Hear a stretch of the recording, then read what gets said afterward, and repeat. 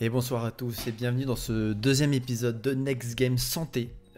Aujourd'hui, on va parler de addiction aux jeux vidéo. À savoir que depuis un moment, on a tous grandi avec les jeux vidéo. On sait quelle expansion a pris les jeux vidéo aujourd'hui, que ce soit avec Nintendo, avec Sega, avec PlayStation, avec Microsoft. L'expansion de l'industrie du jeu vidéo a pris une place importante dans notre quotidien. Et c'est aujourd'hui le sujet sur lequel on va parler avec justement Okyo. On va parler avec Okyo, qui lui est infirmier en santé mentale. Bonjour tout le monde. Eh les loulous, comment va? J'ai les alertes que j'ai pas retirées. Mince alors. Ah, tu fais bien de me prévenir. Yep. Donc je répète. Donc on retrouve Okyo, qui est infirmier en santé mentale, avec qui on va discuter aujourd'hui d'addiction aux jeux vidéo. Comme je le disais juste avant, l'industrie du jeu vidéo a quand même vu une expansion dans les 20 dernières années. J'avais pris quelques chiffres que je vais te dire tout de suite. En 2020, il y a quand même 40% de la population mondiale qui joue aux jeux vidéo et 71% de la population française joue aux jeux vidéo occasionnellement. Et c'est un peu ça qu'on va discuter avec Okyo aujourd'hui. Okyot, pardon. Pas de soucis. Faut pas que je fasse cette Y'a faute. aucun souci, t'inquiète. Je te laisse te présenter. Présente-toi Ouais, du coup. alors, de ce fait, moi je suis Okyo, je suis dans la vie infirmier en santé mentale, donc j'ai travaillé au sein d'une structure intra-hospitalière en admission soins intensifs, et je travaille aujourd'hui dans ce qu'on appelle une équipe mobile de soins intensifs à domicile. Le lien effectivement que Jojo fait entre le jeu vidéo et l'addiction est un lien qui est de plus en plus prenant, d'autant plus qu'il a été déclaré, je pense que Jojo en aurait parlé juste après, mais qu'il a été déclaré à l'OMS en 2018 et qui est maintenant aujourd'hui reconnu en tant que tel comme pathologie auprès de la classification des maladies psychiatriques, une classification qui a été mise à jour en janvier 2022 et dans laquelle elle paraît maintenant. Donc voilà, sinon pour quoi d'autre de plus sur moi? Bah écoutez, je suis spécialisé dans tout ce qui est entretien, on va dire bref, et tout ce qui est thérapie multiple. Et de ce fait, j'ai déjà eu à traiter avec certains patients des problématiques et types d'addiction. Donc effectivement, si jamais je peux vous éclairer sur 2-3 choses, eh ben j'en serais ravi. Ok. Je vais juste rappeler un petit truc à ceux qui nous regardent. Aucune alerte sera activée et aucun message ne sera lu. Si jamais vous avez des questions à poser, n'hésitez pas à utiliser les points de chaîne. Vous avez que 50 points à utiliser. On y répondra à la fin avec Okyo. Okyo, dis-moi, comment tu peux définir en fait l'addiction aux jeux vidéo? Alors déjà, l'addiction en tant que telle, c'est une pathologie à part. L'addiction, en fait, elle se crée d'un point de vue physiologique quand, face à un produit, face à un objet, face à une relation, vous avez un drop d'hormones, l'hormone du plaisir, qui se fait dans votre cerveau. À ce moment-là, quand on y prend beaucoup de plaisir, on peut y devenir addict. Maintenant, l'addiction aux jeux vidéo, elle se définit en plusieurs caractéristiques. En fait, l'addiction aux jeux vidéo, elle est déclarée en tant que telle quand celle-ci elle a un impact sur votre vie de tous les jours. C'est-à-dire, si de par ce fait vous vous isolez, vous mettez votre hygiène corporelle de côté, si par exemple aussi vous laissez votre famille à part, vous passez un temps plus que raisonnable sur Internet et sur les jeux, et ça sera bien de le définir après, parce que qu'est-ce qu'un temps raisonnable? Pareil, si justement vous prenez des substances pour tenir plus longtemps sur un jeu vidéo, ou alors aussi que vous ne voulez pas lâcher le jeu de peur de louper quelque chose. Donc ça, c'est un premier type d'addiction, c'est donc cette addiction à l'objet. Mais ensuite, il y a l'addiction qui se fait via le fait de fuir quelque chose de l'extérieur. L'addiction, à ce moment-là, devient un symptôme. Ça peut être le symptôme d'une anxiété généralisée. De ce fait, la personne va dans le jeu vidéo pour fuir cette anxiété-là. Ça peut être aussi un moyen de quelqu'un qui vit des traumas, de s'en échapper et de pouvoir se créer une bulle beaucoup plus sécurisante. Il ne faut pas forcément voir l'addiction comme, en tout cas aux jeux vidéo, comme forcément une pathologie en tant que telle, mais aussi des fois la résultante d'une pathologie qui est totalement autre, mais qui vient empiéter via ce symptôme. Il y a aussi le fait que parfois, quand on se renferme dans un jeu vidéo, même dans quoi que ce soit où on a une addiction, en fait, c'est aussi pour nous protéger. Il y a certains enfants où peut-être ils sont maltraités à l'école ou des gens qui viennent justement leur chercher des noises. Bah, qu'est-ce qu'ils font? Ils vont se renfermer dans les jeux vidéo et on va appeler ça une addiction, alors que finalement c'est une protection qu'ils font pour C'est essayer de ça. se retrouver dans un monde où ils seront plus heureux, quoi. Pour te donner un exemple qui va aller dans ton sens, mais totalement, c'est tu prends l'addiction à l'alcool qui a un peu le même mécanisme que l'addiction aux jeux vidéo. Elle n'a pas les mêmes effets sur le corps humain, mais elle va avoir le même fonctionnement au niveau du cerveau.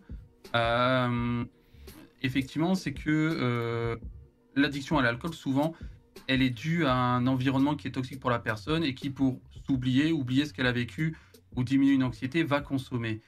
Jojo a tout à fait raison quand il dit qu'un élève à l'école peut, pour fuir son environnement, se mettre dans les jeux vidéo. Ben là, effectivement, ça en devient la résultante d'une problématique extérieure et qui, pris à temps ou repérée à temps, ben, ne deviendra pas une addiction, mais elle deviendra addiction quand en fait elle va devenir plus que le centre d'intérêt de la personne. À ce moment-là, on va pas traiter l'addiction en tant que telle, on va régler déjà avant la difficulté autour de la phobie sociale et par exemple du harcèlement ou des violences au domicile, enfin ça peut être plein de choses. On va traiter ce problème-là, puis ensuite on reviendra sur l'addiction qui n'est qu'un problème second, une bulle de protection, une mesure de mise à distance que l'enfant a mis en place pour justement se protéger. Et finalement aussi les jeux qui sont utilisés, où il y a le plus d'addiction aussi, c'est un peu les jeux lootbox. Moi, je prends mon expérience personnelle. Le premier jeu où j'ai fait une nuit blanche parce que j'étais obsédé par le jeu, c'était Silk Road, un MMORPG, un free MMORPG, où il fallait bâcher du mob à foison et derrière t'avais tu tuais 3000 mobs, hop, tu gagnais un niveau, tu tuais 5000 mobs, hop, tu recevais une arme SOS, donc Seal of Sun. Donc c'est aussi une forme d'addiction, le fait en fait de plus tu progresses et plus tu auras une meilleure arme, etc. Et en fait c'est un peu un cercle vicieux, quoi. Non? Effectivement, après le mécanisme des lootbox, enfin, je vais te prendre aussi l'exemple de FIFA avec Ultimate Team. les hein Ultimate ouais, Team, non? FIFA Ultimate Team, tout à fait. Avec le fait de paquer en espérant recevoir une carte qui vaut 0,1%. Là, on va être plus proche de l'addiction au jeu à gratter. C'est le système de récompense, c'est-à-dire que tu as déjà toute cette excitation qui se met en place avec le fait de devoir attendre, espérer cette carte tant voulue. Et puis une fois qu'elle arrive, youm, bim, gros boost de dopamine, t'es ultra heureux, t'as eu la carte tant attendue, mais derrière t'as claqué 1500 balles. Sauf que à ce moment-là, quand on est dans cette addiction-là, on s'aperçoit pas des dépenses. Et c'est pour ça que elle est bien à risque. Pour faire le lien effectivement avec la dépendance aux jeux vidéo, on peut être dépendant aux jeux vidéo sans avoir forcément cette dépendance-là au niveau de la dépense d'argent et de l'achat de loot. Par contre, là où l'industrie du jeu vidéo fait quand même bien son taf pour gagner de l'argent, c'est que, je sais pas si tu t'en es aperçu, mais maintenant avec ces nouvelles façons de jouer, les saisons très courtes, les season pass où tu as toujours un objectif à atteindre et toujours un truc à gratter et à avoir, et si t'es pas là un jour et que tu loupes une quête spéciale, bah t'as pas ton objet, bah ça crée de la dépendance.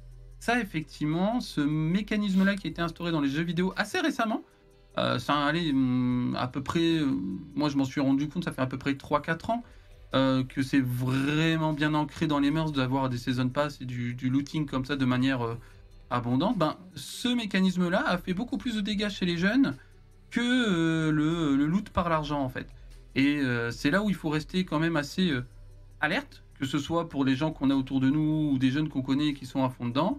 C'est que effectivement, si on les voit devoir courir ou qui séchaient les cours par exemple pour aller juste faire une quête qui dure 10 minutes parce que s'ils la font pas, ben ça foire tout leur truc. Là, on peut se poser la question de l'addiction auprès de ces jeunes-là. Ouais, je vois totalement.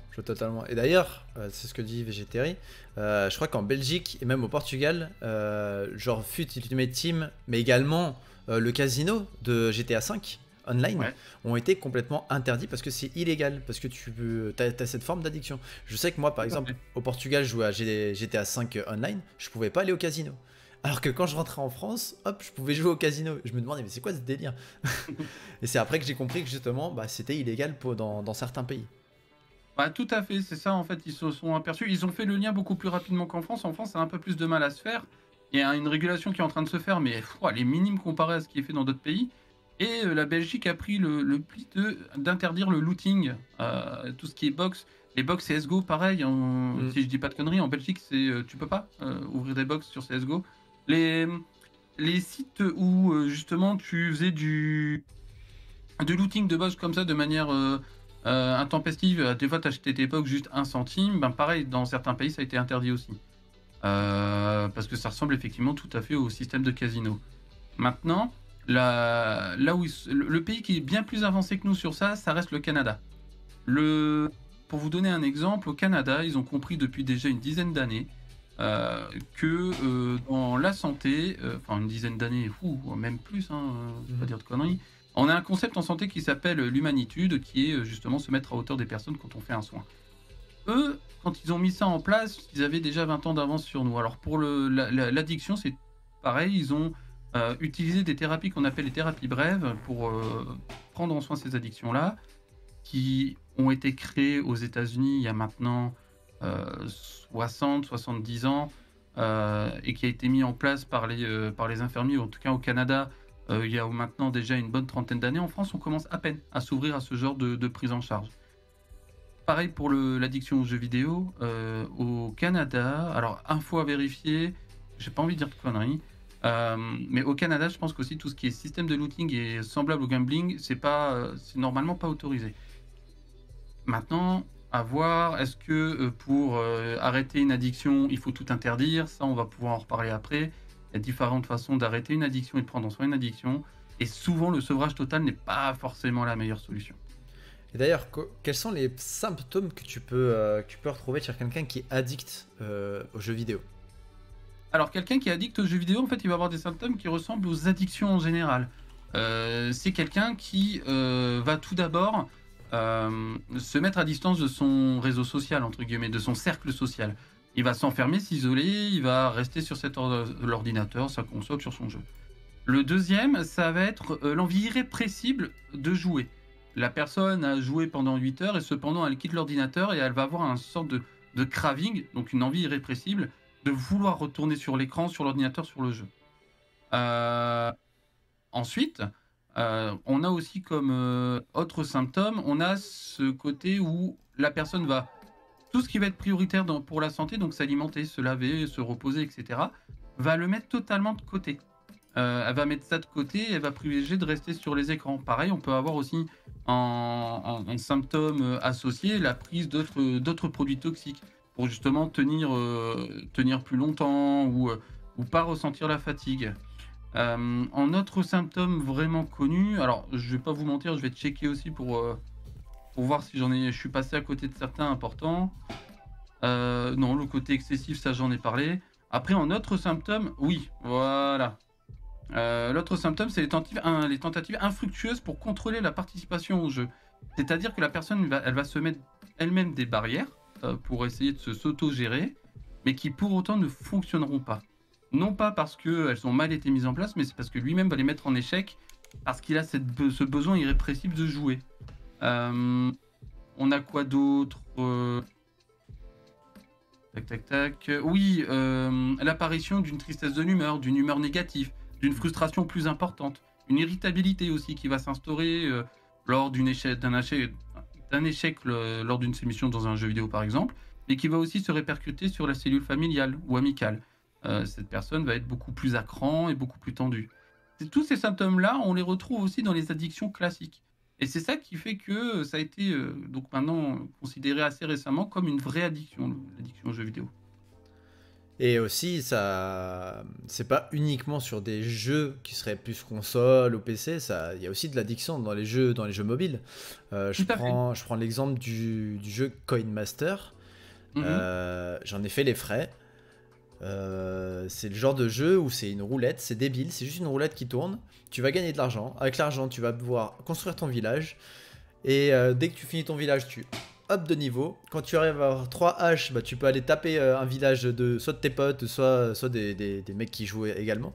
Et en fait, c'est un peu ce que tu disais. Comme tu te connectes tous les jours, tu auras un bonus. Et si tu rates ce bonus, bah, tu repars à zéro. Et forcément, la personne va se dire, mince, il faut pas que je le rate, parce que sinon, je vais perdre, je sais pas moi, 5 millions de pièces. Mais c'est un jeu tout con, hein. C'est juste une roulette qui roule, tu attaques tes potes et tu construis un village. Et ce côté gambling, ce côté jeu de casino, avec cette roue qui tourne et cette attente de tiens, est-ce que je vais choper assez de pièces pour pouvoir attaquer, qui te tient en haleine et qui au final t'en demande, parce que si t'as pas assez, t'as envie de te dire ah, je suis pas loin, il me reste peu de choses pour pouvoir aller l'attaquer, et ça devient un cercle vicieux. Là, effectivement, où en plus, ce qu'on peut rajouter avec les jeux mobiles, c'est qu'au final, c'est quelque chose qui est dans notre poche. L'accessibilité à ce jeu-là est instantanée. C'est ça. Et de ce fait, ça rend encore plus addict. Avant, je vais prendre l'exemple d'il y a 30 ans, 40 ans, où il n'y avait pas ces jeux mobiles-là. Si tu voulais, imaginons, tu habites dans un village un peu éloigné du grande ville. Si tu voulais aller jouer au casino, il fallait que tu te lèves, tu prennes ta voiture, si tu en avais une, sinon tu prennes les transports en commun, que tu te tapes 1h30, 2 heures de route pour aller au casino, puis tu arrives au casino, faut que tu rentres à l'intérieur, t'as pas l'habitude, tu te perds un peu, c'était un peu galère. Et de ce fait, comme c'était galère, ça mettait des barrières naturelles à vouloir y aller. Maintenant, comme tout est dans notre poche, tout est informatisé et tout est accessible très rapidement, il suffit de cliquer sur un bouton pour remettre de l'argent via PayPal. Il suffit de cliquer sur un bouton pour acheter des pièces. Et de ce fait, vu que maintenant l'humain est très dans l'instantané, tu réponds à cet instantané-là. Et donc l'esprit, le cerveau, il dit let's go.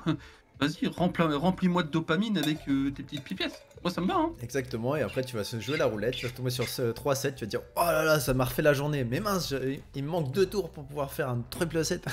C'est ça. Et là, bim. Et après, tu dis, waouh, si je le fais une fois, je peux le faire 2 fois. Et allez, vas-y, je remets. Exactement. Go. Ah, je l'ai pas eu, mais si je le remets, ça se trouve, je vais le refaire. Et là, ça part. Le système de récompense dans les addictions, c'est quelque chose de hardcore. Hein. Wow. Dans l'industrie du jeu vidéo, si je me trompe pas, ils ont fait la lumière sur ce fait qu'il y ait une addiction et que ça peut être dangereux pour l'humain à partir du moment où des joueurs asiatiques ont été un peu mis sous les projecteurs parce qu'ils sont morts de dénutrition, de déshydratation, parce qu'ils restaient trop longtemps devant l'ordi et voilà, ils faisaient leur vie devant l'ordi. Alors là, on est sur de l'addiction extrême. Hein. Ouais, attention à ce qui se passe en Chine, et à savoir que déjà le carcan en Chine avec le contrôle d'Internet, ça bride déjà pas mal, mais quand tu interdis quelque chose à quelqu'un, forcément, il va vouloir y aller. Et de ce fait, les gens qui déjà bravaient l'interdit se disaient, quitte à braver l'interdit, autant y aller à fond. D'autant plus, là-bas, quand ils jouent à un jeu et quand ils ont déjà une culture beaucoup plus perfectionniste que la nôtre. Ce qui fait que quand ils vont se mettre dans quelque chose, ils vont y aller à fond et vraiment aller à 200%, quitte à passer beaucoup de temps. Le cas que tu évoquais juste avant, effectivement, ce sont des jeunes joueurs chinois qui passaient, si je dis pas de conneries, plus de... Ouais, c'était à un moment donné du 24h/24, avec juste un moment donné où ils dormaient pendant 3 heures et ils se remettaient dessus. Ils faisaient des rotations sur un même ordinateur pour faire up les comptes le plus rapidement possible. Et ensuite, une fois qu'ils avaient fini d'un compte, ils s'en attaquaient à un autre. Et malheureusement, ces gens-là, c'est des personnes qui ont été retrouvées dénutries, qui ont été retrouvées dans un état hygiénique qui était pire qu'exécrable, quoi. Enfin, il y avait ses limites, il y avait, sans vouloir dégoûter un peu les gens, mais c'était comme ça. Faut imaginer des couches de saleté, c'était à peu près ça. Et des personnes qui, socialement, étaient totalement mis à distance, qui étaient totalement désocialisées. C'est des personnes qui, derrière, vont avoir une longue thérapie pour pouvoir, justement, se réintégrer à une société et renouer des contacts sociaux. En effet. Après... Moi, je pars du principe qu'il y a une bonne addiction et une mauvaise addiction. Je vais m'expliquer. La mauvaise addiction, c'est celle qu'on vient d'expliquer. C'est ces joueurs asiatiques qui sont restés je ne sais combien de temps dans la même salle, à peut-être faire leurs besoins dans cette même salle, à manger, même ne pas manger en fait du tout dans cette même salle. Et il y a la bonne addiction. L'addiction où en fait tu vas chercher quelque chose de social dans les jeux vidéo ou dans les réseaux sociaux, de la créativité, de la stratégie, pouvoir développer certaines compétences que en fait dans la vie de tous les jours tu peux pas le faire. Je prends l'exemple de CS. Dans CS, tu as la possibilité avec 4 de tes amis de te retrouver contre 5 autres personnes, à jouer une stratégie, à savoir qui va où, à bien communiquer et tout.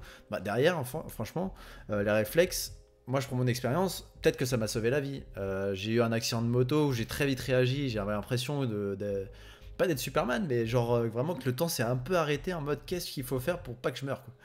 Et je pense que ça m'a sauvé. Après, je dis ça, ça se trouve non, ça se trouve j'ai juste eu de la chance. Mais Non, après, là tu as tout à fait raison. De toute façon, il y a des études qui sont sorties montrant que les compétences à travers le jeu vidéo, le développement de compétences qui se fait via les jeux vidéo est transposable totalement sur la vie de tous les jours. Effectivement, alors, une dépendance reste une dépendance, et quand on parle de bonne dépendance, c'est surtout en fait quelqu'un qui va bien utiliser son temps de loisir. On sera plus vraiment sur la dépendance, juste si c'est contrôlé et que la personne le gère plutôt bien, on n'est pas dans de la dépendance. Cependant, effectivement, l'avantage de certains jeux vidéo, CS ou tout autre joué à mode compétitif, permet, ou même en loisir en fait, même en loisir, il y a des jeux vidéo qui développent pas mal de réflexes, vont permettre de développer des réflexes, des compétences, des ressources, des expériences. Je vais vous donner l'exemple d'un patient que j'ai suivi, pour vous la faire courte. C'est un patient souffrant d'anxiété généralisée, phobie sociale. Il avait une difficulté, c'était de s'imposer, ou en tout cas de parler dans le milieu du travail, et de ce fait, ça lui a fermé pas mal de portes.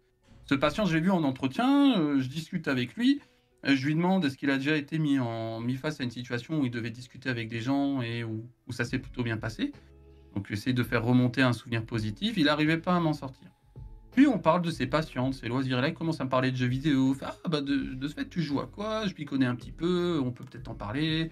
De ce fait il commence à me parler World of Warcraft. Je suis ok d'accord, et tu fais quoi dedans? T'es quel? Bref, j'essaye de creuser, voir ce qui l'intéresse dans World of Warcraft. Puis d'un coup il commence à me sortir, je suis chef de guilde. Je fais ouais, waouh, chef de guilde c'est pas mal. Je fais t'as une guilde de combien de personnes? Ouais, j'ai une guilde de 300 personnes. Ah ouais.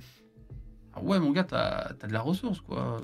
Ça, je me dis ça à l'intérieur de moi. Je fais, mon gars, si t'arrives à gérer 300 personnes sur un jeu hardcore gamer où ils se tirent sur la gueule parce que forcément, faut régler les conflits au sein du truc, t'es chaud quand même.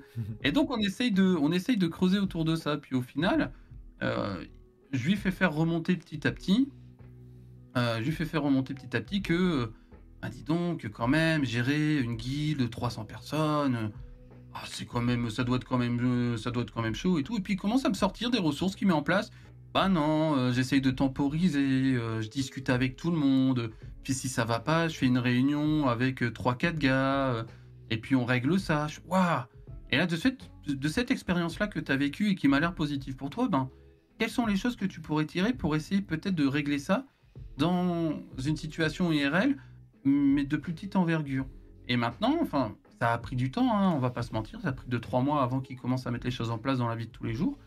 Mais la dernière fois, il s'est retrouvé en entretien avec 3 personnes autour de lui, il a su gérer, s'en sortir sans aucun souci. Et effectivement, l'expérience vécue à travers un jeu vidéo peut tout à fait être ressortie, extrait du jeu vidéo, et rebalancée dans des situations de vie classiques.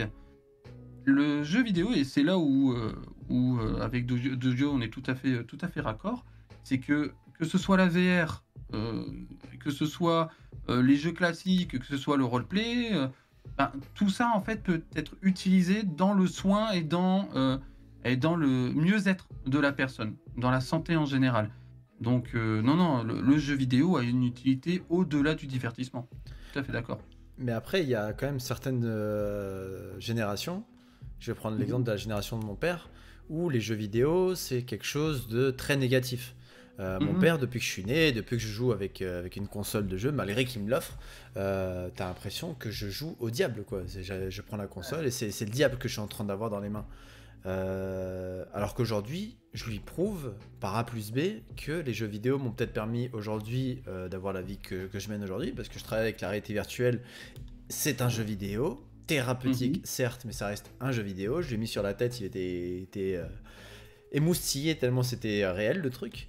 Quand même mon grand-père, si je lui mets sur un jeu vidéo, il va rien comprendre. Quand il me voit derrière un ordi, il dit que t'es en train de gâcher ta vie. Alors que non, je préfère ce que j'explique à mon père. Moi aujourd'hui, je préfère me taper une bonne barre sur Gartic Fun avec mes potes plutôt que regarder, être en train de zapper la télé et regarder les informations qui va juste me donner des nouvelles très négatives. Ouais. Il y a quand même un choc des générations entre la nôtre et celle d'avant. Après, tout part d'un principe d'éducation. Ils sont En gros, eux, quand les jeux vidéo sont arrivés, nos parents, je parle, hein, les générations d'au-dessus, on va dire c'était le tout début. Et comme toute nouvelle chose, je vais prendre l'exemple du tabac, je vais prendre l'exemple de la cigarette électronique, je vais prendre l'exemple de plein de choses. Mais il y a toujours un lobbyisme qui se crée. De ce fait, à leur époque, on m'a traqué, attention, les jeux vidéo, c'est pas bon pour le cerveau de vos enfants. Attention, ça diminue leur capacité. Attention ci, attention ça. Et forcément, à être balancé de alerte, alerte, alerte, attention, attention, attention, un mindset s'est créé et de ce fait, l'éducation a été que, ah non, si vos enfants veulent jouer au jeu, niet, faut pas, attention, c'est comme tu dis, c'est le diable, ouh là là. Maintenant, nous, on a une évolution, on a ce pas de recul qu'on peut faire comparé à nos aînés, c'est que nous, on est né dans l'ère du numérique en fait, et on n'a pas vu le numérique arriver, on était déjà dedans. Ce qui fait que c'est un outil qu'on a imprégné tout de suite. On n'a pas eu besoin de s'adapter, on l'a mis directement en place. Ce qui fait que quand on a un jeu vidéo, quand on a une console, quand on a un téléphone, on va avoir cette capacité à avoir ce pas de recul en se disant non, non, c'est qu'un jeu, non, non, ça je sais que j'ai cette limite à ne pas atteindre, je sais que si, je sais que ça. Ce que nos aînés n'ont pas eu forcément, ils n'avaient pas non plus de choses auxquelles se référer. C'était tout nouveau chez eux. Nous, comme il y a déjà des années d'expérience vidéoludique, on a cette comparaison que l'on peut faire. Et de ce fait, en ayant une comparaison, bah, ça nous permet aussi de nous positionner de manière tout à fait autre. C'est ça l'avantage aussi qu'on a comparé à nos aînés. Exact, en effet. Et de ce fait aussi, je trouve que, bah, comme j'ai dit tout à l'heure, hein, moi ça m'a permis sûrement de réussir certains réflexes que j'ai pu avoir pour ne pas avoir de dégâts corporels, on va dire. Je trouve que franchement, au-delà de ça, au-delà des réflexes, il y a tout, bah, comme tu l'as dit, hein, pour ton patient qui a su gérer une guilde, derrière, tu as réussi à lui transporter ça dans la vie réelle et qu'il a pu débloquer certaines compétences finalement qu'il avait dans le jeu vidéo et qui finalement ne l'utilisait pas à bon escient dans l'IRL.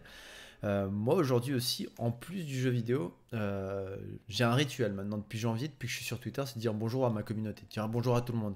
Et on a un petit groupe avec une petite discussion avec qui tous les matins on se dit bonjour. Et je trouve que dès qu'on a un problème, bah finalement, t'as juste à envoyer un petit message, dire ah, putain, celui-ci il me fait chier. Et au final, t'as tous les potes qui viennent là, ils viennent te soutenir en te disant ouais, non, il faut que tu fasses ça, non, il a pas raison et tout.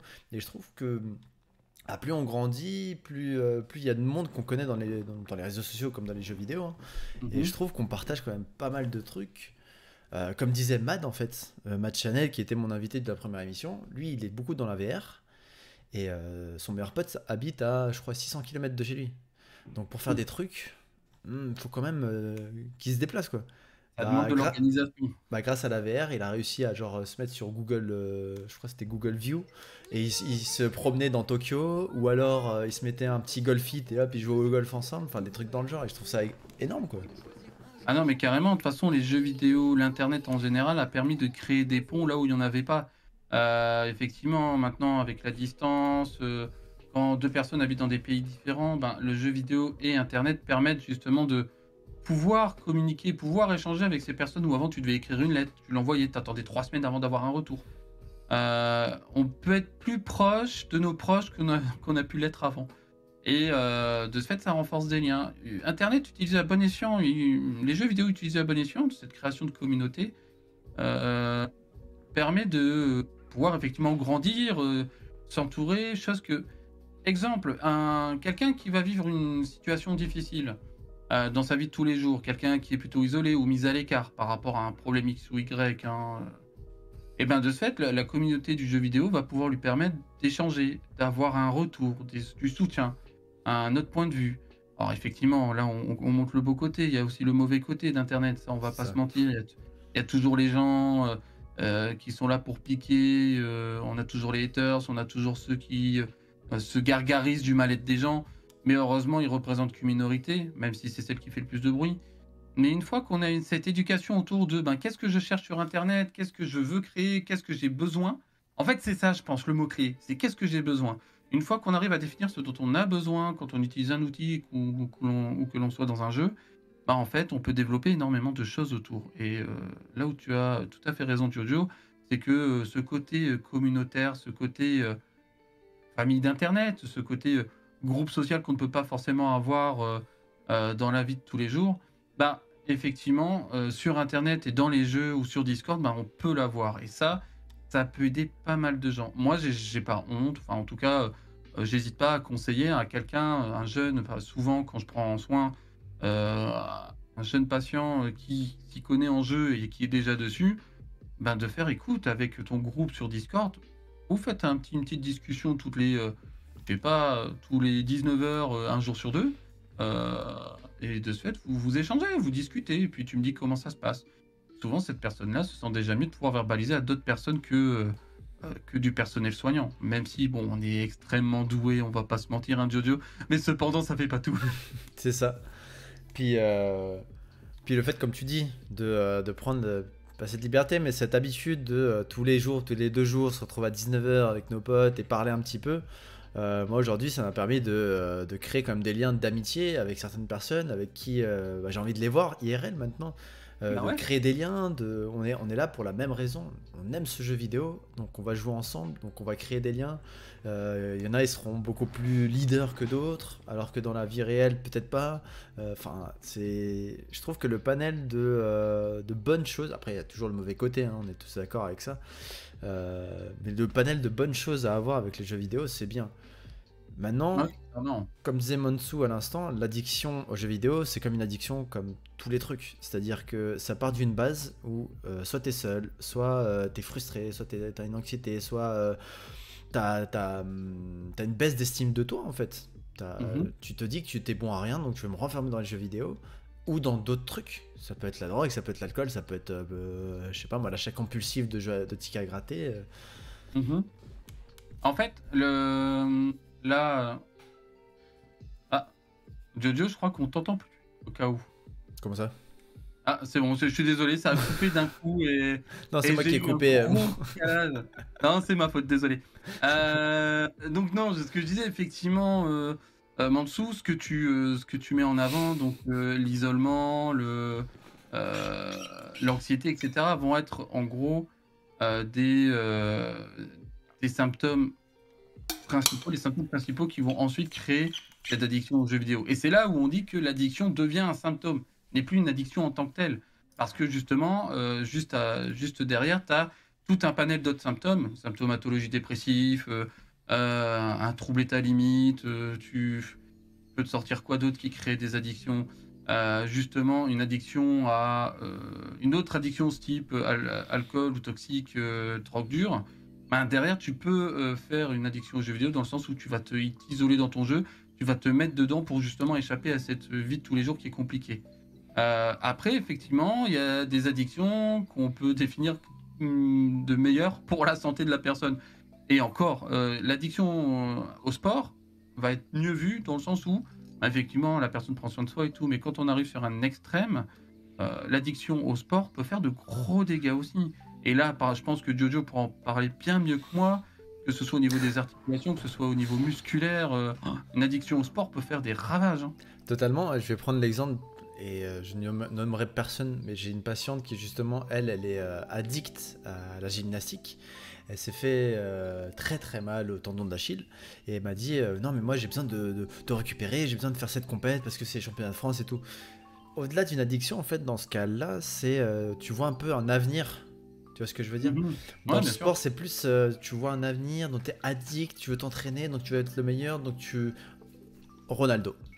Ronaldo, c'est clairement de l'addiction au sport. Il a dédié sa vie pour le football, et aujourd'hui, il est dans les meilleurs joueurs du monde. Il a Alors, su trouver l'équilibre, tu vois.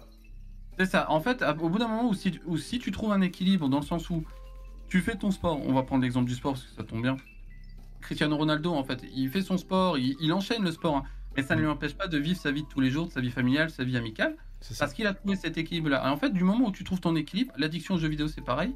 Au moment où tu trouves ton équilibre, exemple type, quelqu'un qui dort que 3 heures par nuit, parce que voilà, c'est un insomniaque qui dort 3 heures, mais ça lui suffit. S'il joue pendant 12 heures, mais que derrière, ben, il arrive quand même à voir sa famille, à faire des choses sur l'extérieur, etc., ben, on va pas pouvoir parler d'addiction en tant que telle. Parce qu'au final, cet homme-là a une vie très équilibrée. Il fait tout ce qu'il y a à faire dans la journée. C'est juste qu'il dort moins longtemps que nous pour faire tout ce qu'il a à faire. Cristiano Ronaldo, c'est pareil. Il va fractionner ses journées, mais il va faire en sorte de, certes, passer beaucoup de temps au sport, mais ça ne l'empêche que son fils et sa femme sont avec lui dans la salle de sport. Il échange, il fait des pauses. Et de ce fait, il arrive à trouver cet équilibre-là. Donc, on ne peut pas vraiment parler d'addiction. Par contre, on peut, dans le cadre du professionnalisme au sein, que ce soit dans l'industrie sportive que dans l'industrie du jeu vidéo, prendre les grandes équipes League of Legends par exemple, SKT, exemple. SKT T1, une équipe coréenne, l'une des meilleures équipes au monde coréenne sur le jeu League of Legends. Ils ont gagné je ne sais pas combien de fois les Worlds. Leur joueur principal passe des heures sur le jeu. Il le saigne, il le ponce. Et pour autant, c'est pas déclaré comme une addiction parce que de une, c'est du travail et de ce fait, la limite entre travail et addiction, elle est très fine et assez compliquée des fois à entrevoir, mais surtout que derrière, il arrive à garder une vie sociale, que ce soit par ses teammates, que ce soit par sa famille, et de ce fait, il a un équilibre. Et à partir du moment où on trouve un équilibre, on n'est plus vraiment dans de l'addiction. On est peut-être dans de l'abus, mais on n'est plus forcément dans de l'addiction. Je vais reprendre ce que Manso a écrit, et je vais le mettre à l'écran. Ouais, en fait, il y a vraiment des avantages et des inconvénients dans toutes les addictions, quoi. Le sport, c'est le risque d'en faire trop, mais en même temps de prendre soin de son corps si c'est bien dosé. Le jeu vidéo, trop, ça nuit au... Alors, il a disparu. Il est long ton message, hein. Trop, ça nuit aux interactions sociales extérieures, famille, amis, santé personnelle, et à côté de ça, ça permet de développer son agilité, ses interactions avec les gens, même si de base, la personne était timide. Donc ouais, trouver l'équilibre, c'est ça la vraie difficulté. Donc, je suis tout à fait d'accord avec Manso du coup. Et justement, de ce fait, on va pouvoir faire le lien, tu me dis ce que tu en penses, avec comment normalement on traite une addiction. C'est pour ça que tout à l'heure, je vous disais que le sevrage total, ça fonctionne quasiment pas. Ah, du tout. Ou alors après, c'est des personnes des fois qui en font la demande, ils font souvent un essai, ils se cassent la gueule, mais les rechutes et se casser la gueule fait partie de la thérapie aussi. Mais en général, pour arrêter une addiction, pour sevrer une addiction, on va la faire par palier. Ça, c'est aussi une astuce que je peux vous donner dans la vie de tous les jours quand on se fixe un objectif. Il faut toujours faire des objectifs intermédiaires pour éviter de se casser la gueule, faire un objectif trop gros. D'une, vous aurez, à chaque fois que vous mettez un objectif atteignable, vous aurez ce plaisir de vous dire « Super, j'ai réussi mon objectif, let's go, je m'attaque à l'autre ». Et de deux, vous allez avancer beaucoup plus vite dans votre objectif que prévu. Et bien, dans le sevrage au niveau des addictions, c'est pareil. On va diminuer le temps d'écran, par exemple, ou le temps de jeu vidéo, mais de manière très graduelle et très progressive. On va prendre l'exemple de quelqu'un qui passe 12 heures sur une console tous les jours. On va lui demander, au lieu de passer 12 heures, de passer 11 heures. On va lui demander de passer 11 heures et des fois même pas 11 heures tous les jours. On va lui demander de passer 11 heures un jour sur deux. On va s'adapter en fait à la vitesse et aux demandes et aux besoins surtout du patient. La personne qui va être addicte aussi, on va lui faire, souvent c'est un truc qui fonctionne, on va l'ancrer dans la prise en soin. Le but c'est que la personne soit acteur. On va lui faire signer une sorte de ce qu'on appelle un contrat de soins. C'est-à-dire, voilà, dans ce contrat de soins, vous allez atteindre tel objectif, tel objectif, tel objectif, tel objectif, et l'objectif final, souvent, c'est de passer genre 3 heures ou 4 heures de jeu par jour. Ce qui est déjà, quand tu passes de 12 heures par jour à 4 heures, une sacrée marge. Et quand tu gagnes du temps, autant de temps, tu peux la réinvestir dans la vie sociale. Ces personnes-là, quand elles vont diminuer leur temps de jeu, le but, ça va pas être de les laisser seuls avec leur solitude, parce que justement, s'ils ont mis les jeux et cette addiction au jeu en place, c'est pour justement combler un vide qu'il y avait dans leur vie de tous les jours. Alors, ils vont diminuer leur temps de jeu, mais derrière, on va leur mettre des activités thérapeutiques. On va leur proposer de faire des activités, de prendre soin de soi. Du sport. Le sport, souvent, c'est ce qu'on met principalement lors de la gestion d'addiction, parce qu'en gros, ça dope pas mal ton cerveau en dopamine, et même dans la symptomatologie dépressive, nous, on incite énormément à marcher ou faire du sport. Et de ce fait, cette combinaison maligne entre une diminution progressive et la réintégration d'activités ressources au sein de la thérapie va permettre, alors souvent c'est des prises en soins qui peuvent durer sur 1 an au moins, vont permettre aux patients d'atteindre ces objectifs à long terme. Donc c'est pour ça que si dans le chat, que ce soit du côté de Thio ou du mien, il y a des gens qui souffrent d'une addiction, prenez des objectifs courts et atteignables et avancez petit à petit. J'ai envie de dire, la vie, c'est pas un marathon. Et avant de courir un marathon, de toute façon, on court des petites distances. On fait jamais un marathon de 42 km du premier coup en one shot. On fait souvent des petites courses de 100 mètres ou du fractionné. Donc, rien de presse. Vous avez le temps. Et c'est surtout que si demain tu fais un marathon et que t'es pas préparé, que tu n'as pas fait de ta vraie préparation avant le marathon, tu peux prendre rendez-vous avec moi, je m'occuperai de toi. Ouais, moi, je vous envoie chez Joe, il n'y a aucun souci. Mais sinon, au-delà de ce que tu dis par rapport justement à retrouver un équilibre, en fait, moi je dis toujours à mes patients, par rapport à la thérapie, que justement, une montagne, tu la gravis pas d'un point A à un point B direct. Il faut la Mm. gravir petit à petit. C'est comme un escalier, et tu ne montes pas du premier escalier au 10e d'une fois. C'est le premier, le deuxième, le troisième. Et je le reprends un peu, et je vais reprendre un peu ce que disait Lulu par rapport au régime. Si demain une personne en obésité morbide, en obésité, veut perdre du poids, si elle passe, si par exemple c'est une personne qui mange beaucoup de viande, qui mange beaucoup de fromage, qui mange beaucoup de ça, elle arrête complètement, elle se met à manger que des végétaux, que du soja et tout, en Mhm. fait le choc sera tellement brutal que la personne va tomber malade. Tous les apports en fait alimentaires que la personne avait avec la viande, avec le fromage, avec les produits laitiers ou quoi que ce soit, comme elle coupe d'un coup, elle va complètement être malade. Tu vas la voir devenir toute verte parce qu'elle a fait que manger des épinards, du soja ou du quinoa. Et en fait, c'est ça qu'il faut prendre en tête, c'est vraiment trouver un équilibre et aller vraiment petit à petit. Si tu veux changer ton habitude alimentaire, ou comme une habitude de jeu vidéo, une habitude, enfin de la clope ou quoi que ce soit, c'est vraiment par petits paliers, comme tu disais. Tu fais Mm. jamais d'un coup parce que ça marchera pas. Si C'est trop t'in- brutal, et puis, et si la t'interdis. personne a plus de chances de se casser la gueule. Et, Hein. c- Mm. et c'est ça, et si tu interdis à la personne justement bah, de consommer du jeu vidéo, de consommer une clope, de consommer des bonbons ou quoi que ce soit, la personne va tellement prendre ça brutalement que finalement elle va replonger tout de suite. Enfin, dans 99,9% des cas, je suis sûr que ça replonge direct. Ah, c'est ça. De toute façon, la rechute fait partie intégrante de la prise en soin lors d'une addiction. On sait que au bout d'un moment, l'objectif va être tellement difficile qu'il y a plus de chances de le rater que de le réussir. Mais cependant, la rechute permet aussi de remobiliser déjà tout ce qui a fonctionné avant. Le fait que la personne rechute, elle se dit, ok, j'ai rechuté, mais ça veut dire que j'ai avancé. Et donc, si j'ai avancé, qu'est-ce qui m'a permis d'avancer? Et le fait de ensuite cibler ce qui a fonctionné pour se dire, ben, qu'est-ce qui m'a permis d'avancer, ben, ça est déjà un pas en plus pour la guérison en général. Enfin, on dit guérison, mais c'est surtout le sevrage. Je vais reprendre juste une phrase du chat, c'est la première étape, c'est la prise de conscience. Effectivement, tu ne pourras jamais faire une thérapie ou travailler sur l'addiction chez quelqu'un qui ne veut pas la travailler ou qui ne la reconnaît pas. Une addiction, que ce soit aux jeux vidéo ou toute autre addiction, va passer déjà par une volonté de la personne de se soigner. Tu ne feras rien d'une thérapie contre la vie du patient. Ça ne fonctionnera pas. Ou alors elle essaiera pour te faire plaisir, mais tu peux être sûr que dans un mois, elle retombe dans ses travers, voire pire. Donc ouais, non, je suis tout à fait d'accord. C'était Delta, c'était dans mon chat qui disait la première étape c'est la prise de conscience. Je suis tout à fait d'accord avec toi. Et aussi, Al dit un truc que je vais mettre du coup en future chat. Ça, c'est trop stylé. On fait C'est tout que, chat. c'est que l'actualité, elle aide pas vraiment. Et que les gens, ils vont se renfermer justement dans des univers virtuels pour fuir le monde réel. Chat, je suis Ouais. d'accord avec toi et c'est un truc que moi j'ai pris l'habitude de faire, Al, depuis que j'ai tout quitté de Paris, copines, amis, famille pour partir au Portugal. C'est que j'ai laissé de côté toutes les choses négatives, c'est-à-dire les informations le 20h. Parce que si jamais tu fais attention, le 20h, ça parle que de choses négatives. Alors au Portugal, avec le Covid, mon grand-père regardait les informations, j'en pouvais plus. Et machin et nana, et machin ici, et à Braga nanana. Ah, j'en pouvais plus.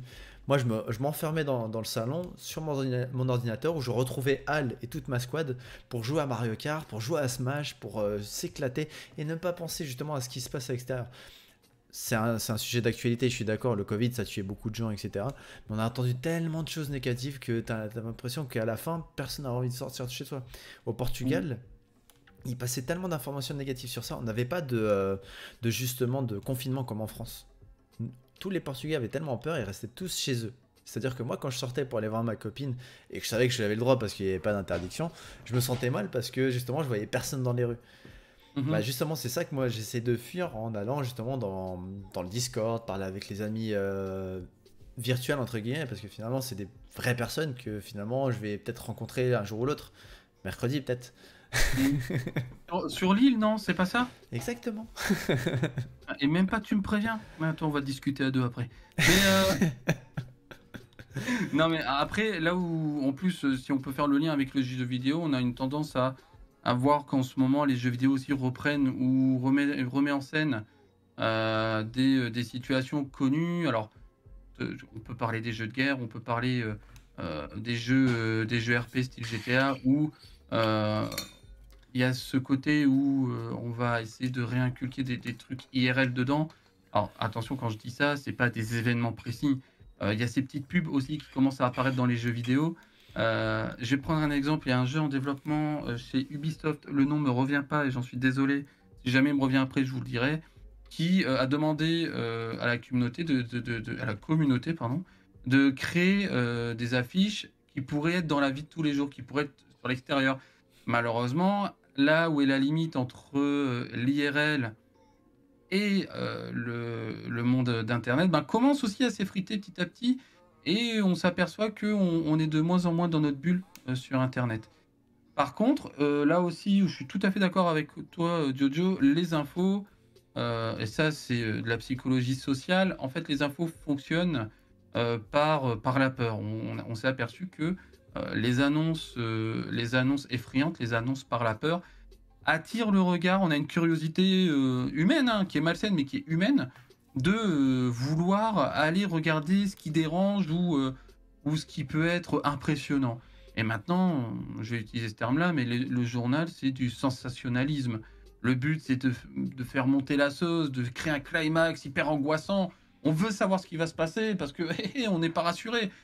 Mais il mettrait un peu plus d'infos positives. Bizarrement, ça ferait du bien à tout le monde, mais il y aurait aussi moins de monde sur les journaux. Bon, là, ce qu'ils sont en train de se prendre dans la gueule, c'est un peu comme Jojo, et je fais comme toi, hein. Effectivement, moi, quand il y a les infos, je zappe et je passe sur un truc, moi, qui me plaît. Je fais ça maintenant depuis 4-5 ans. Les infos, je les regarde plus, pour être honnête avec vous. Ou alors, quand je veux m'informer, je vais dans la presse papier, qui est beaucoup plus neutre en général. Et puis voilà, je mets mon cerveau sur autre chose, quelque chose qui va m'apporter du bien et me faire plaisir. Streamer, jouer à Mario Kart avec des potes, parler avec les collègues, faire les émissions comme ça avec Jojo, va me permettre de pouvoir positiver les choses, mais en plus apporter aussi ce côté positif que les infos ne peuvent pas forcément apporter. Alors je sais pas toi Jojo comment tu le ressens quand tu streams, mais je pense que tu es un peu comme moi. Le but c'est d'amener du positif. Le monde est déjà assez triste dans la vie de tous les jours. Alors si c'est pour venir faire la gueule sur un chat, malheureusement, heureusement qu'on n'est pas là pour ça. Exactement. Et je vais rebondir sur ce que tu disais, moi, quand je stream, que ce soit des émissions ou même du jeu vidéo, ce que je veux, c'est apporter quand même un peu de rayon de soleil, on va dire, aux personnes qui viennent voir les streams. On est là pour s'éclater, on est là pour rigoler. Je trouve que Twitch, par exemple, pour moi, c'est la télé de demain. Et j'essaie de l'inculquer un petit peu à mes cousins, à ma famille, à mes parents même. Je leur dis, au lieu de regarder la télé, regardez un peu Twitch. Vous avez plein de trucs et tout. Sauf que Twitch est connu comme une plateforme où on voit que du jeu vidéo. Et finalement, si tu cherches un petit peu plus loin, il n'y a pas que du jeu vidéo. J'ai vu une nana qui était en train de jouer de la guitare dans la gare de Londres. Et je suis resté scotché pendant une demi-heure parce qu'elle jouait trop bien, quoi. Et là, par exemple, on est en train de faire une émission de santé. Je suis sûr qu'on n'est pas les seuls à le faire. Il doit y en avoir plein. Ouais, Je trouve tout à que fait. voilà, la différence entre la télé, TF1, France 2 et tout ça, et Twitch, c'est que justement sur Twitch, on inculque quand même quelque chose qui est positif, on amène du positif et de la bonne humeur, quoi. C'est ça. Moi, je trouve que les valeurs sont totalement différentes entre le monde télévisuel et la plateforme Twitch. Enfin, en tout cas, toutes les plateformes qui ressemblent de près ou de loin à Twitch. C'est que de une, il n'y a pas de contrôle sur l'information. On va pas se mentir, les chaînes à la base sont financées par l'État et donc de ce fait, euh, même si on, même si c'est pas de manière totale, il y a un certain contrôle. Mhm. Là, sur Twitch, on a cette liberté de pouvoir parler, d'évoquer, d'échanger. Il y a aussi un échange direct qui se fait avec les personnes qui sont sur le chat. Lien avec justement l'addiction aux jeux vidéo, Twitch est une grande aide dans la gestion de l'addiction aux jeux vidéo parce qu'on peut leur créer un contact social via quand même quelque chose qui les passionne. Je vais rebondir sur ce que disait Mansu un peu plus haut, qui faisait aussi un peu... le but, c'est de remplacer une addiction par quelque chose qui soit addictif, certes, mais moins prenant. Donc, il faisait le lien avec les jeux de société. L'idée du jeu de société, effectivement, c'est se retrouver autour d'un jeu et dont tu as un échange quand même avec d'autres personnes. Et bien, Twitch va être un outil parfait pour ça parce qu'on va pouvoir mettre en plus la personne face à un jeu qui de base l'intéresse, le passionne, mais en plus lui permettre d'avoir de l'interaction sociale avec d'autres personnes dans le chat. Et ça, c'est exceptionnel comme outil. on a cette chance-là de pouvoir échanger et être dans l'interaction rapidement. D'autant plus, alors moi ça m'est arrivé dans mon chat où des gens commençaient à discuter entre eux. Bon, je pense dans ton chat aussi sûrement qu'ils discutent entre eux, puis d'un coup ils se retrouvent sur Discord, puis ensuite t'entends parler que ah ben super, ils s'entendent bien, ils font des games ensemble et tout, et de ce fait ils créent du lien. Et ben ça c'est une chance, enfin c'est une ressource ultra importante à ne pas négliger. Je pense, et ça ce n'est que mon point de vue, je pense que l'outil du jeu vidéo qui est déjà utilisé dans la prise en soin chez les psychologues, Shadow of Colossus, meilleur outil pour parler d'anxiété et de la dépression. Euh, Enfin, moi, je suis impatient de pouvoir l'utiliser pour la première fois lors de l'une de mes thérapies. Mais il y a des jeux comme ça qui sont des outils parfaits. Et là, dernièrement, il y a un jeu de coopération qui est sorti. Je n'ai plus le nom où on joue le rôle de deux petits personnages. It Takes Qui Two. doivent... Merci. Incroyable ce jeu. Et qui doivent interagir entre eux pour résoudre des problèmes. Et ben ça, chez des personnes qui ont du mal à créer du lien ou faire confiance à l'autre, ben tu joues ça avec ton patient, parce que toi, le jeu, tu le connais par cœur, tu le penses, donc tu vas pouvoir l'aider. Mais de fait, tu joues ça avec ton patient, c'est un outil incroyable pour créer une ressource qui est la confiance chez cette personne qui en a peut-être manqué sur toute son enfance. Et ben, Twitch, les jeux vidéo sont une ressource exceptionnelle dans la progression et l'acquisition d'expérience et de ressources chez un patient. Et au-delà du fait de l'utiliser avec un patient, ce jeu, j'ai essayé de l'utiliser avec ma compagne qui, elle, n'est pas du tout jeu vidéo. Elle déteste me voir derrière l'ordi en train de créer quand je suis en train de jouer à Warzone ou autre jeu quelconque, je suis en train de gueuler. Genre sur Gartic Phone, quand j'ai explosé de rire, ça la saoulait. Mais j'ai essayé de la faire jouer justement pour créer cette coopération. Et franchement, ça la prenait. En mode, ouais, c'est à toi de tirer, ouais, machin, c'est à toi maintenant. Et après, je lui donnais un peu les informations. Bon, des fois, comme nous, en tant que jeu, on est un peu des tryharders. Il y a des fois, on est un peu saoulé quand la personne n'arrive pas à tourner sa caméra. Mais en fait, c'est juste amener un peu de coopération et c'est vrai que c'était cool pour le coup. Et ouais, je reviens par rapport à un truc de patience, et même dans un couple, de jouer à ce genre de jeu, je trouve que c'est pas mal parce que ça permet de coopérer ensemble malgré qu'une l'une des deux des personnes n'est pas une PGM quoi. Ouais, ben je vais te prendre l'exemple type, la console type, la Switch. Nintendo en général sont des précurseurs dans comment insérer une console dans une famille. Parce qu'au tout début, on est d'accord que la console était souvent pour les enfants, quelquefois les parents, mais c'était très axé, même pub, pour les enfants. La Switch a permis de démocratiser ce vivre ensemble, ce jouer ensemble, qui n'était pas présent sur Switch et les versions d'avant. Attention, hein, c'est pas la Switch récemment qui a... La Wii. La Wii, voilà. La GameCube était moins comme ça, mais je trouve que la Wii, si. Mais la Wii, quand elle est apparue dans les familles, mais c'était juste exceptionnel. Et de ce fait, ça a permis, et c'est pour ça, pour rebondir sur tes chiffres de début de live, c'est pour ça que les ventes de consoles ont pris un essor monumental, parce qu'en fait, elles se sont inculquées et se sont invitées dans les familles. Mais en plus, l'avantage de Nintendo, c'est qu'ils ont ce côté bienveillant, industrie à la japonaise, bonne valeur à distribuer et surtout pour les jeux en famille, qui quand même est très agréable. Moi, j'ai joué avec mon petit cousin, c'était à Mario Party, on a pété des barres, alors que mon petit cousin est quelqu'un de, à la base, très renfermé. Lui arracher un sourire, c'est très compliqué parce qu'il est très renfermé et très anxieux. Et ben, le fait d'avoir investi dans une Switch, donc c'est ses parents qui ont investi dans une Switch et qui jouent ensemble, ben cet enfant-là, maintenant, joue de manière beaucoup plus facilement auprès des enfants du même âge. Parce qu'en plus, il a un sujet intéressant qui peut parler à ses copains. Non, le jeu vidéo, même au sein de la famille, a un pouvoir extraordinaire. On l'utilise dans les thérapies de couple. Le jeu vidéo est utilisé dans les thérapies de couple. Moi, je me vois très bien... le jeu qu'on a évoqué juste avant et que Jojo va me reprononcer de manière... Merci. Ce jeu-là, je le vois très bien utilisé dans la gestion d'une relation de couple, voire les faire avancer, les faire cheminer et voir là où ça bloque et faire des passerelles avec leur vie de tous les jours. Non, le jeu vidéo est un pouvoir extraordinaire à manier, bien sûr, avec toute la délicatesse et la bienveillance qu'on doit avoir, surtout quand on est auprès de patients, mais même auprès de sa famille. Mais quand c'est bien géré, qu'il n'y a pas d'abus et que ça va dans une utilité ou en tout cas vers des valeurs intéressantes, le jeu vidéo est un outil extraordinaire. Ouais, même moi, actuellement, comme je le disais, ma compagne n'avait pas du tout jeux vidéo. Des fois, on se fait des Mario Party et elle adore ça. Elle adore ça, même si elle est nulle. Sur Mario Kart, elle adore ça. Et genre, elle me demande de la laisser gagner, mais franchement, il y a des jeux comme ça et je trouve que la Switch vraiment est la bonne console. Là où Xbox et PlayStation, c'est beaucoup plus du PGM, beaucoup plus du tryhard. Ça va être des jeux à la Elden Ring, à la Gran Turismo 7, vraiment des jeux où c'est pas forcément famille, alors que la Switch. Là, je viens d'acheter Switch Sport.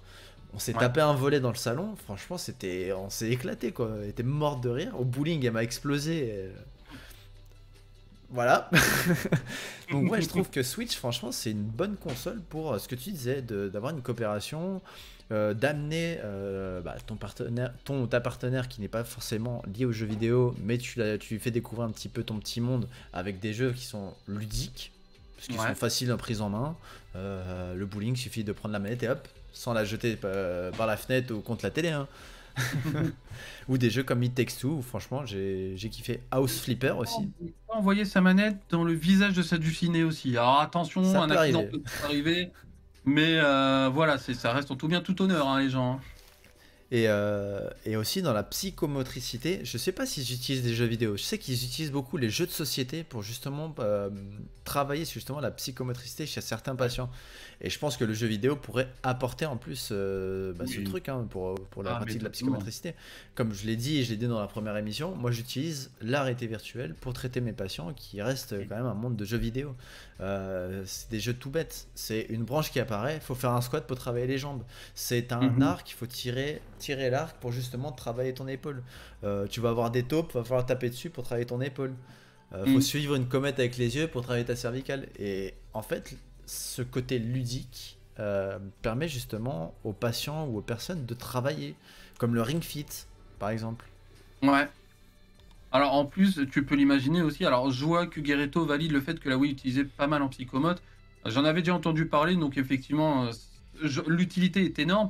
Mais tu peux imaginer ça chez même une population âgée, tu sais, qui doivent réapprendre la motricité fine ou alors ils ont l'habitude, parce que, à savoir, par exemple, les patients atteints de Parkinson, on leur met en main, on va dire, des couverts lestés pour justement contrôler un peu plus les tremblements. T'imagines, tu veux travailler sur de la motricité comme ça avec la personne âgée, tu mets une manette de Switch que tu lestes un petit peu et tu lui refais faire des activités physiques via un jeu vidéo, que ce soit autour du sport ou que ce soit pas Ring Fit, mais pour la personne âgée, vas-y, bon courage, va sur Ring Fit. Ah mais Ring Fit, ça peut le faire. Hein. Ah ouais, tu penses? Ah ouais, oui. T'adaptes le niveau, ouais, effectivement. Parce que sur Ring Fit, t'as le mode aventure où il faut que tu cours. Mais tu as aussi le mode exercice où tu demandes à la personne d'appuyer et en fait la résistance va justement s'adapter à la personne. C'est-à-dire si tu lui demandes une résistance à 2, ça va se mettre à 2. Plus tu vas être meilleur, plus tu vas augmenter la résistance. Donc si je pense que sur les personnes âgées, tu peux le mettre. Bon, tu auras plus de facilité à la mettre sur Wii Fit avec justement la balance et tout pour travailler un peu l'équilibre et tout. Mais je pense que si, hein, sur des personnes âgées, moi je pense que tu peux. Ça pourrait être génial. Je vois que Guerretto, effectivement, il explique que c'est utilisé aussi sur les patients cardio, obésité morbide, pour donner goût au sport ou peut même le lester. Bah, effectivement, c'est là où on voit la transition jeux vidéo, ressources dans la vie de tous les jours. Ce côté passerelle que tu peux faire beaucoup plus facilement et qui peut donner goût. Et le terme que tu utilises, et je trouve parfait, c'est redonner goût à quelque chose. La dépression, c'est redonner goût à la joie de vivre, par exemple. On ne naît pas heureux, on apprend à l'être. Et ben pour les ressources et les choses à acquérir, effectivement, le jeu vidéo peut vous apprendre à le faire. Et ça, c'est extraordinaire aussi. Et c'est ce que je trouve que, enfin moi en tant que kinésithérapeute, je trouve que la VR c'est vraiment en mode précurseur, il y a vraiment un truc qui va se développer, comme tu as dit avec l'appréhension fine, hein, ça se trouve tu vas avoir des petits capteurs haptiques pour avoir justement cette sensation d'attraper quelque chose. Je crois qu'il y a une manette, si je dis pas de bêtises, qui va justement créer, ça va être une genre de boule et en fait en appuyant tu vas sentir un peu l'objet. Je crois que c'est Matt qui m'en avait parlé et je trouve ça excellent. Et sur par exemple une personne qui a perdu la sensibilité des doigts, tu sais, de commencer à travailler, à sentir quelque chose sur les doigts, tu vois, tu peux travailler certaines choses. Je parle dans la kinésithérapie. Après, au-delà, je pense que pour une personne qui est anxieuse, la phobie, je crois qu'il y a des gens qui traitent la phobie justement avec la VR. Si elle est phobique d'araignées, bah, elle va mettre le casque VR avec des araignées qui passent. Bon, elle va flipper parce que ça va être trop réel. Mais justement, ils traitent la phobie. Ah oui, de toute façon, effectivement, la VR, et t'en fais bien d'en parler, parce que j'aurais dû me le noter aussi, mais la VR est utilisée dans le traitement des phobies. Tu prends l'exemple des araignées, l'avantage en plus, c'est que tu peux l'extraire. En fait, nous, dans le soin, on appelle ça des expositions. En gros, une personne qui va être phobique, hématophobe, donc peur du vomi, ou quelqu'un qui va avoir peur du sang, ou qui va ensuite avoir peur des araignées, etc. Tu peux la remettre face à des situations qui sont angoissantes pour elle de base, mais derrière, tu peux l'en extraire aussi très vite. Si elle te dit, bah non, là c'est bon, je gère plus, hop, il suffit juste d'éteindre. Et la personne se retrouve dans, on va dire, le concret. Et tu peux travailler tellement de choses. Le vertige, rare les fois où moi j'ai emmené un patient sur un building au 32e étage pour lui dire, hé là, t'as le vertige? Non, de ce fait, l'avantage c'est que même pour les patients qui ont du mal à mentaliser, à se faire une image mentale de quelque chose qui peut les angoisser, la VR donne cette possibilité de ne pas forcer le cerveau à créer une image, vu que l'image est juste en face de soi et nous met face directement à cette difficulté. Hein, je pense que si un jour, moi personnellement, je me mets en libéral, j'aimerais bien utiliser la VR dans mes thérapies. C'est vraiment un truc qui me... Depuis que je te connais, tu vois, depuis que je vois ce que tu peux faire avec la VR, clairement, ça m'a donné pas mal d'idées. Et encore, franchement, j'utilise pas uniquement le logiciel de kiné au cabinet. Là, aujourd'hui, une patiente qui était là pour justement une épaule, je l'ai fait jouer sur Beat Saber. Beat Saber, pour ceux qui connaissent pas ou ceux qui n'ont pas vu la première émission, c'est le jeu où tu as des cubes, il y a une flèche vers le haut, vers le droit, vers en bas ou vers la gauche. Il faut les casser, mais de manière rythmique avec une musique. Bah, la patiente était à fond, hein. Alors qu'en tout début de thérapie, elle n'arrivait pas à monter son bras plus haut que ça. Ou alors je la mets sur pistol whip, faut tirer à droite à gauche, hop, t'es vite, à droite à gauche, hop, t'es vite. Et franchement, pareil, elle adore.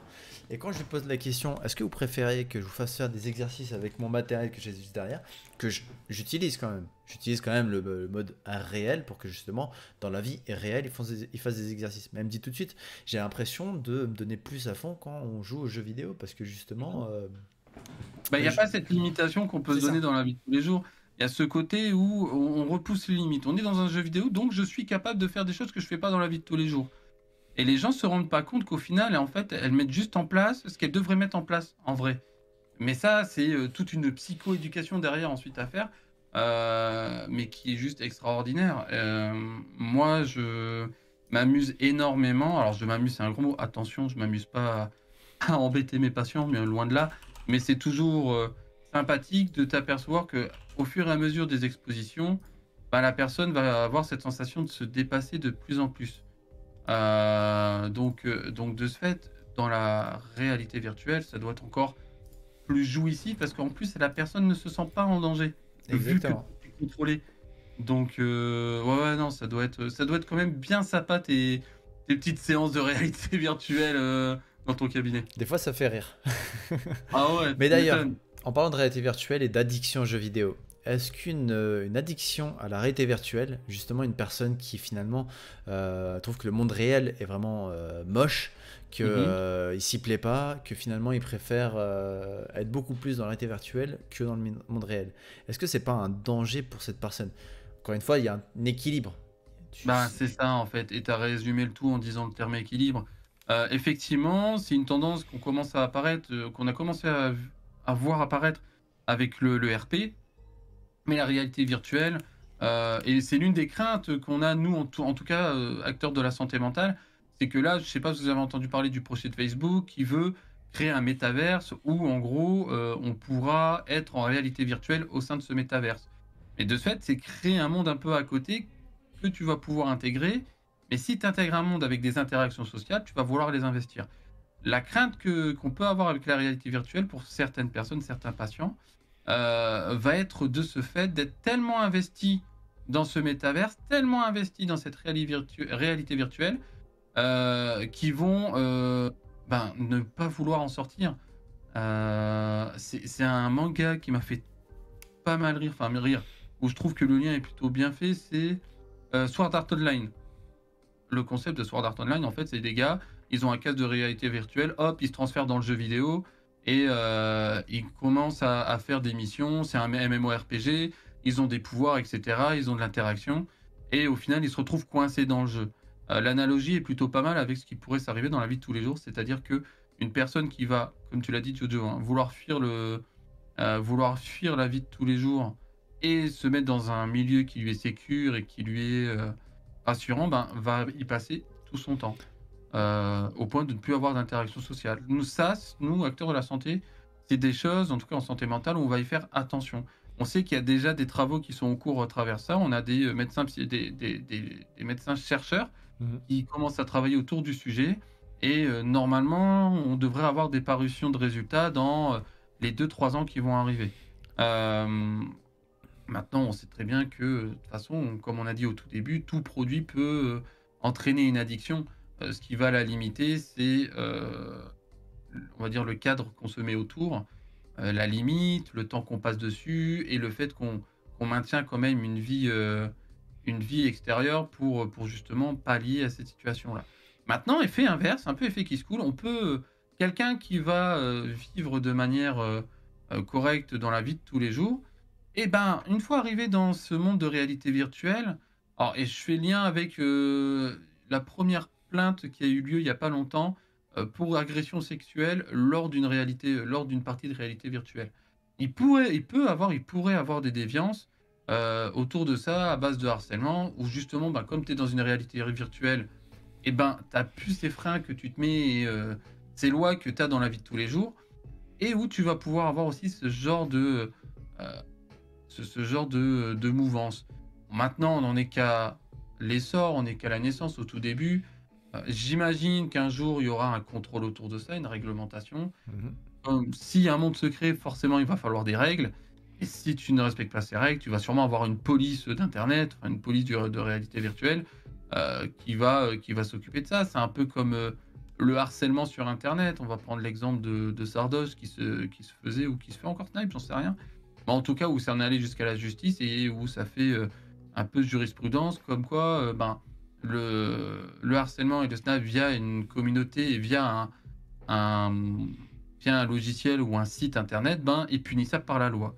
Guerretto dit désinhibition totale dans le métaverse. Ouais, mais tout à fait, en fait, c'est tout à fait ça. C'est de la désinhibition. En gros, on a plus ce carcan de loi qui est sur les épaules et on se croit tout permis. Un peu ce côté toute puissance qui se met en place. Bon, ce n'est pas une majorité de la population. Attention, ça reste qu'une partie fine, une petite partie de la population.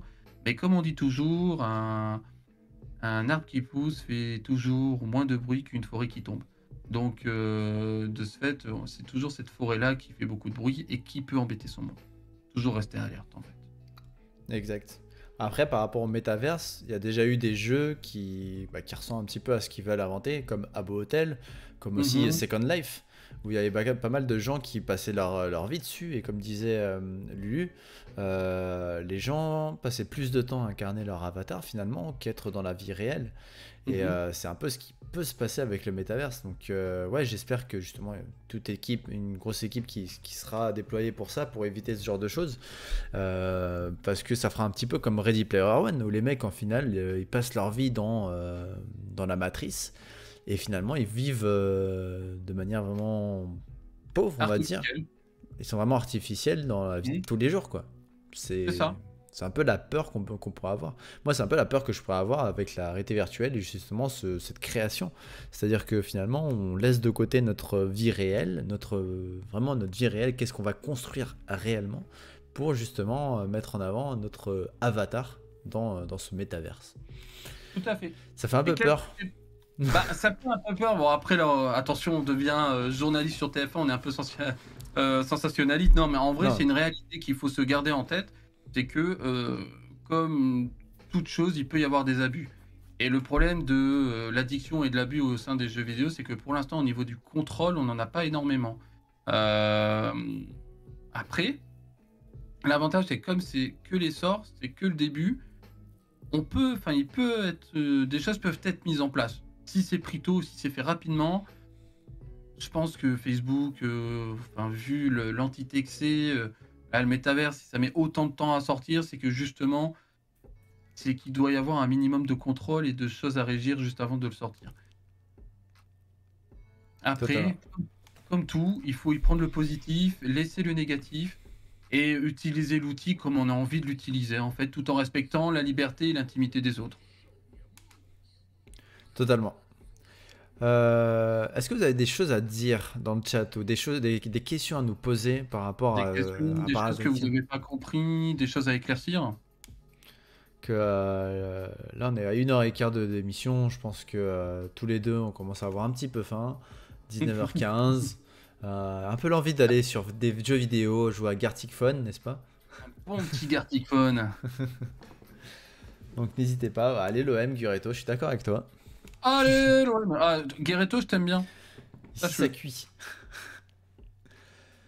Mais, Très bien. mais en tout cas, ouais, je pense qu'on a fait le tour un petit peu de quels sont les symptômes, que finalement une addiction, c'est pas forcément négatif, mais il faut justement voir un peu le côté positif, que En fait, le côté il y a rien de négatif, rédhibitoire, c'est ça. Il n'y a rien de rédhibitoire dans une addiction. Elle s'installe de manière, certes, très insidieuse, on la voit pas venir, mais ça se soigne très bien. c'est ça.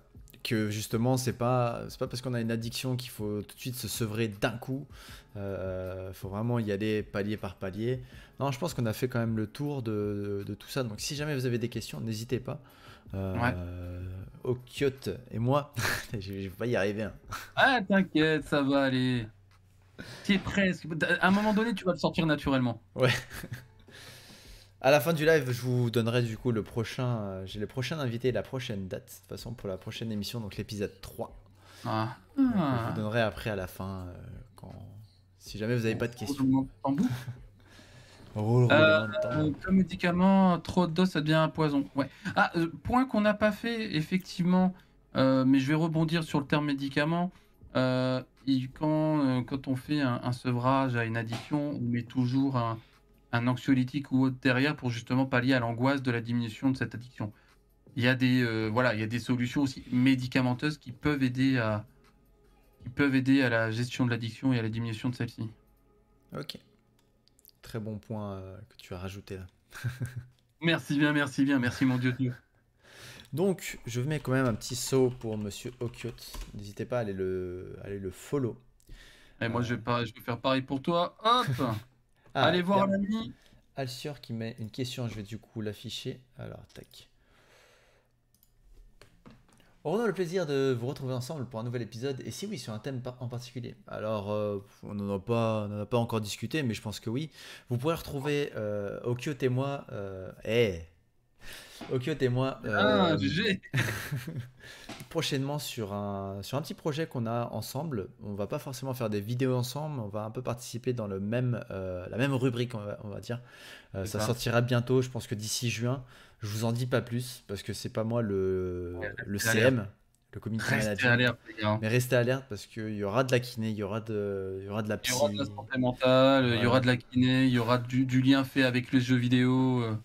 Mais sur un autre épisode, pourquoi pas? Maintenant, on en parlera, ensemble. En tout cas, moi, ce sera avec grand plaisir. J'ai énormément apprécié faire cette émission avec toi.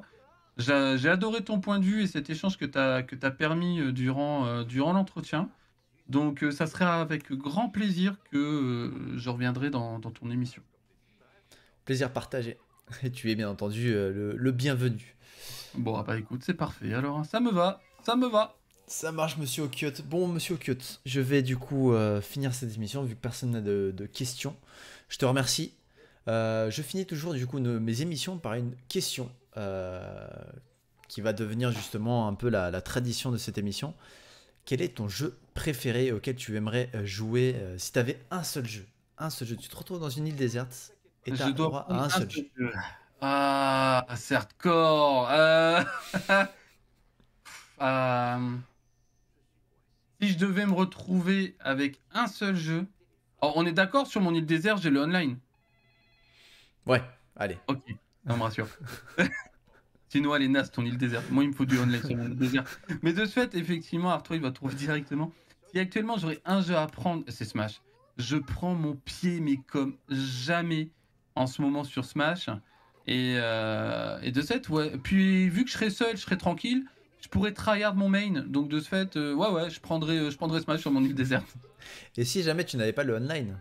Ah, merde. Alors, si j'ai pas le online... Un jeu que t'aimerais redécouvrir, que tu adorais quand Ouais. t'étais enfant et que tu veux redécouvrir aujourd'hui. J'ai un feeling très particulier avec Sonic, mais de la licence Sega Mega Drive. J'ai un gros feeling émotionnel avec, c'est-à-dire ça a été mon premier jeu vidéo auquel j'ai joué, c'était la console de ma maman, et de ce fait, elle avait les différentes Sonic the Hedgehog dessus. Et c'est le premier jeu auquel j'ai joué, mais j'ai joué tellement petit que même là, au niveau du souvenir, j'ai plus grand-chose. J'ai des petits Des petits trucs flashbacks. des petits flashbacks. Ah, les jeux à deux avec ma mère, elle prenait Tails et moi je prenais Sonic. Enfin, ça reste ancré dans ma mémoire, c'était tellement bien. Mais de ce fait, effectivement, ouais, je prendrais Sonic. Sonic sur Mega Drive. Sur Sega Mega Drive, ouais. Très bon choix. C'était bien. Très bon choix. Je crois que ça a été aussi un de mes premiers jeux sur Mega Drive. C'était plus mon frère. Hein. Moi, je commençais à pouvoir utiliser mes pouces. Mais ouais, Sonic, c'est un des jeux que j'avais joué sur la Mega Drive. Celui-ci aussi, Aladdin. Aladdin, j'avais surkiffé. Ah, Prince of Persia. Ah, mais maintenant tu mets le doute. Ah, le Prince of Persia. Non, non, je reste sur Sonic. Ah non, ouais, le Prince of Persia sur Windows 98. Aïe, aïe, aïe. Il déchirait les yeux, mais qu'est-ce qu'il était bien. En tout cas, merci à toi, Okiot. J'espère te revoir très prochainement dans une de ces émissions. De toute façon, on va se recroiser sur les lives, sur les Discords, sur tout ce que tu veux. Bah ouais, de toute façon, on reste au jus. Hein. Exactement. Passe une excellente soirée. Encore merci beaucoup.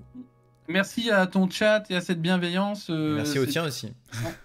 Bah, avec plaisir. Merci à tout le monde d'avoir été présent. C'est ultra important pour nous. Ça permet aussi de pouvoir partager. Et je parle à ton nom, mais tu me dis si je me trompe. Hein.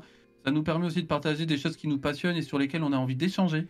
Donc, sans vous, il n'y aurait pas cette émission-là. Donc, merci à vous. Et c'est justement pour cette raison que j'ai mis en place cette émission. C'est pour justement parler de sujets d'actualité, que les gens ont des idées reçues là-dessus, et pouvoir en discuter et justement inviter des personnes qui sont un peu dans le même mood pour en discuter, même si on met en confrontation deux idées différentes. Bah non, en fait, on va discuter et écouter. Il y a un échange, quoi. Donc c'est cool. Ça. Bah écoute, je te souhaite une bonne soirée. Je sais pas si toi tu vas live par la suite. En tout cas, si jamais tu live, bon live à toi et bon live à ta commu. Profitez bien. Rincez le qu'il faut parce que ce monsieur il le mérite. C'est un grand. Merci à toi et bon live à toi du coup. N'hésitez pas à aller le suivre. Allez, salut à ciao. Ciao. Donc moi du coup je vais finir sur ça. Merci encore à Okiot pour son intervention. Je devais du coup vous faire ma petite annonce pour la prochaine émission. Elle aura lieu le 6 juin. Le 6 juin à 18h et mon invité sera Cliniguide ou alias Raton chercheur qui est également un kiné qui est en train d'écrire sa thèse et on va parler d'engagement du corps dans le e-sport, dans le sport électronique. Tous les deux on fait partie d'une association qui s'appelle Santé e-sport. On a fait une formation pour justement parler de l'engagement du corps et notre travail en tant que kinésithérapeute et professionnel de santé dans le e-sport et on va prendre le temps pendant 1h30 à discuter un petit peu de ce sujet. Pour ceux qui arrivent à la fin ou qui ont raté justement une partie de cette émission, vous pouvez retrouver la rediffusion dans les jours à revenir sur YouTube. Je vous mets le lien de la première émission si jamais vous voulez la voir. C'était sur justement la réalité virtuelle. Sur ce, moi je vais vous laisser. Je vais vous souhaiter une très bonne soirée et vous dis à la prochaine pour la prochaine émission. Ciao ciao.